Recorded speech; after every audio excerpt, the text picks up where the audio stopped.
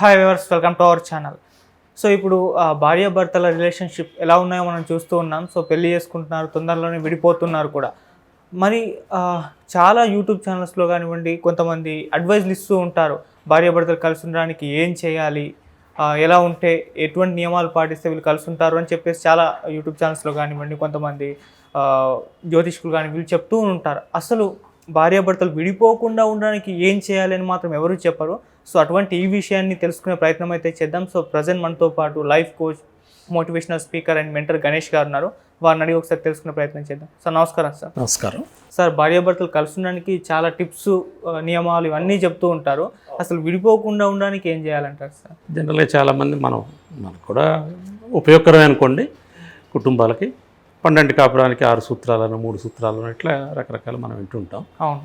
అట్లా చేయకూడదు ఏందో కూడా కొన్ని తెలుసుకోవాల్సిన అవసరం ఉంది. ఎందుకంటే కొన్ని చేయకూడనివి చేయటం వల్ల కూడా నష్టం జరుగుతుంది. చేయాల్సినవి చేసి కూడా చేయకూడదు ఒక్కటి చేస్తే మొత్తం కూడా స్పాయిల్ అయిపోతుంది. ఎందుకంటే ఒక కుండెడు పాలు తీసుకొని అన్నీ మంచిగా దానికి వేడి చేసి అంతా తయారు చేసుకుందాం అని చెప్పేసి పాయసం రెడీ చేసి అది ఇరిగిపోయేది ఏదైనా పదార్థం ఏదైనా దాంట్లో ఒకటి పడ్డదనుకోండి, నువ్వు అనుకున్నది మరి చేయలేవు. అవును. కాబట్టి ఈ చెప్పుకునే ముందు ఒక చిన్న విషయం చెప్పుకుందాం. నేను మా ఫ్రెండు రవి ఇంటికి వెళ్ళాను ఒకసారి. వాళ్ళ భార్య రజని వెళ్ళంగానే కాఫీ తెచ్చిచ్చింది. నేను కాఫీ చాలా బాగున్నాయమ్మా చెల్లెమా, చాలా చక్కగా చేసావు కాఫీ, చాలా టేస్టీగా ఉంది అని చెప్పేసి నేను ఉన్న ఫ్యాక్ట్ అది మెచ్చుకున్నాను. ఆమె చాలా సంతోషపడిపోయి ఇంకా ఈ మధ్య తను నేర్చుకున్న వంటల గురించి అవి ఎంత బాగా చేస్తుంది రుచికరంగా అనే విషయం కూడా నాతో చెప్పడం మొదలుపెట్టింది.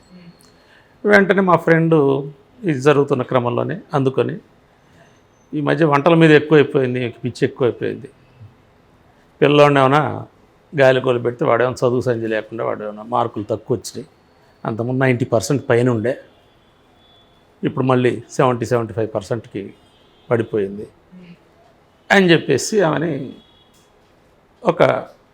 ఆమె లోపాన్ని ఎత్తి చూపించే పద్ధతిలో, తక్కువ చేసే పద్ధతిలో మాట్లాడాడు. కొద్దిగా వెంటనే చిన్నపుచ్చుకుంటే వెంటనే నేను దాన్ని సర్ది చెప్పడానికి అన్నట్టు, మంచిదే కదా నీకు మంచిగా ఇంటికి నేర్చుకొని ఇంటికి రాగానే మంచిగా వండి పెడితే నీకేమైంది, చక్కగా నువ్వు సంతోషంగా మంచిగా తినగలుగుతావు కదా, నీకు ఉపయోగపడేదే కదా ఆమె చేస్తుంది అని నేను అన్నాను. అనగానే ఇంతలో ఆమె అందుకొని సరే నేను వంటల మీద పడ్డాను అనుకో, మన కోసమే కదా, ఇంట్లోనే కదా చేస్తుంది, ఆయన అడగండి, వాళ్ళకి ఆ సహాయం చేయాలా, వీళ్ళకి ఈ బాధల్లో ఉన్నారు హెల్ప్ చేయాలని చెప్పేసి ఇల్లు పెట్టి దేశం అంతా తిరుగుతాడు కానీ ఇంట్లో పిల్లవాడిని మాత్రం పట్టించుకోడు, గురువింద గింజలాగా నన్ను మాత్రం అంటున్నాడు అని ఆమె ఎత్తి పొడిచింది. ఈయన మళ్ళీ ఇంకో మాట అన్నాడు. అనగానే వెంటనే ఆమె సరే మా అన్నయ్యని చూసాను నేర్చుకోండి, ఆయన జాబ్ చేస్తాడు, పెద్ద ఉద్యోగం సంపాదిస్తాడు, ఇంట్లో పిల్లల్ని చక్కగా భార్యని ఎంత మంచిగా చూసుకుంటాడు, పిల్లల చదువుకు సంబంధించి మొత్తం ప్లాన్ అంతా మా అన్నయ్యదే. ఆమె అందుకొని మళ్ళీ వాళ్ళ అన్నయ్యతో పోలికి పెట్టి మళ్ళీ ఈయన ఇంకో మాట. అంటే జనరల్ ఈ కుటుంబాల్లో మనం చూస్తున్నప్పుడు ఏమవుతుందంటే, వాళ్ళకి సన్నిహితులైనటువంటి వాళ్ళు వచ్చినప్పుడు భార్యాభర్తలు ఒకళ్ళ మీద ఒకళ్ళు కంప్లైంట్ చేసుకోవటం, లేకపోతే పితూరులు చేసుకోవటం, ఒకళ్ళని ఇంకొకళ్ళు తక్కువ చేసి మాట్లాడటం, ఎదుటి వాళ్ళలో ఉన్నటువంటి లోపాలని వాళ్ళ ముందు మాట్లాడటం చేస్తుంటారు, జరుగుతుంటాయి.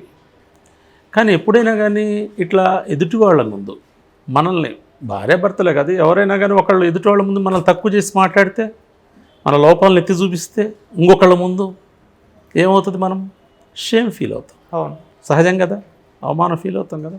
అట్లానే భార్యాభర్తలు వాళ్ళు మనుషులే కదా, వాళ్ళిద్దరు మధ్య ఇంకా అసలేం అట్లా జరగకూడదని కోరుకుంటారు కదా. అట్లాంటప్పుడు వాళ్ళు అన్నప్పుడు ఏమవుతుంది, వెంటనే షేమ్ ఫీలింగ్ వచ్చేస్తుంది. షేమ్ ఫీలింగ్ చాలా డేంజరస్ ఫీలింగ్, చాలా ప్రమాదకరమైనది.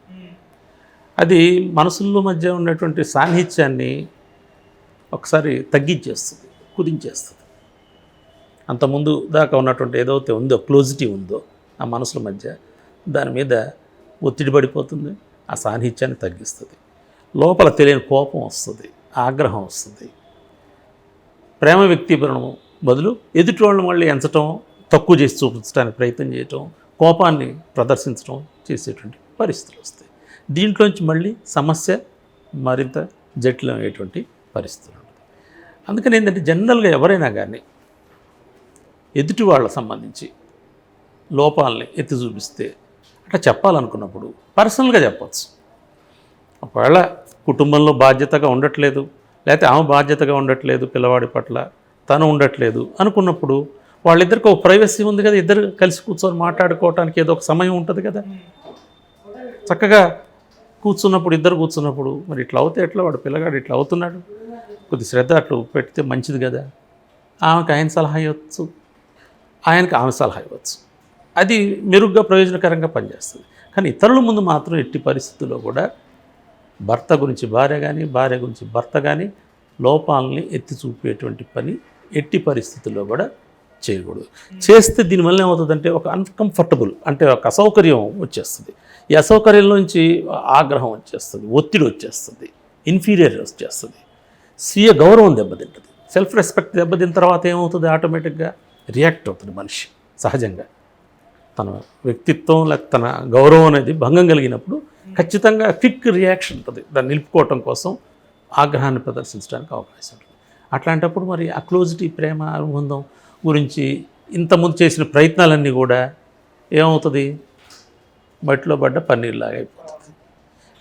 కాబట్టి ఈ భార్యాభర్తలకు సంబంధించి విషయాలు ఇట్లా పిల్లలతో కూడా వ్యవహరించేటప్పుడు, పిల్లలతో కూడా చూడండి, బాగా సన్నిహితంగా ఉన్నవాళ్ళు ఎవరైనా వచ్చినప్పుడు, ఈ మావాడు మరీ ఈ మధ్య ఆటలు పిచ్చి పట్టిపోయింది, వీడు క్రికెట్ పిచ్చి పట్టింది, వీడు అసలు చదువు లేదు, పాడు లేదు, వీడు దౌర్భాగ్యుడు, చివరికి ఎట్లా తయారవుతాడు ఏదని ఎట్లా పడితే అట్లా తిట్టేస్తుంటారు పిల్లల్ని, కోపగిచ్చుకుంటుంటారు, ఈసడిస్తుంటారు, అరుస్తుంటారు. ఎందుకంటే వీళ్ళు చెప్పిన మాట వినకుండా వాళ్ళకి ఎంటర్టైన్మెంట్, వాళ్ళు ఇష్టం, వాళ్ళు రకరకాలుగా వ్యవహరిస్తుంటారు వాళ్ళకి సంబంధించి.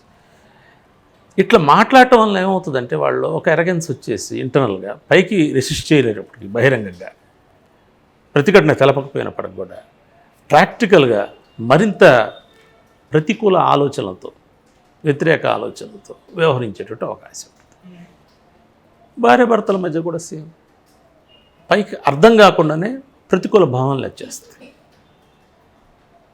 ఒకళ్ళ పట్ల ఒకళ్ళకి ఒక వ్యతిరేకత అనేది, ఆ సెల్ఫ్ రెస్పెక్ట్కి ఉండేటువంటి దీన్ని ఒకసారి టచ్ చేసి దాన్ని కనుక నలుగురు ముందు నవ్వులు పాలు చేయాలని చూస్తే చాలా నష్టం. ఇది ఇంకొకటి. దీంట్లో ఇంకొకటి ఏంటంటే, ఆ చేసే దాంట్లో కూడా ఇంకొకరితో పోల్చి చేశారనుకోండి, అది ఇంకా ప్రమాదకరం. అంటే నీకు తక్కువ ఉందంటే పర్లేదు, కానీ మా అన్నయ్య చూసి నేర్చుకోండి, మా అన్నయ్య చాలా మంచివాడు, లేకపోతే ఇంకోళ్ళు ఎవరో పక్కింటి ఆయన చూడండి, లేకపోతే పక్కింటి ఆయన చూడు, నేర్చుకో. ఇతరులతో పోల్చి కనుక మళ్ళీ ఇంకా కించపరిచే దాంట్లో చెప్తే కనుక అది మరింతగా అవమానకరంగా ఉంటుంది. అవును. అంటే నేను వాడికంటే అంత ఎదహునా, నేను ఆమెకంటే అంత తీసేసిన దాన్ని, ఇది మరింత ఎక్కువ షేమ్ఫుల్నెస్.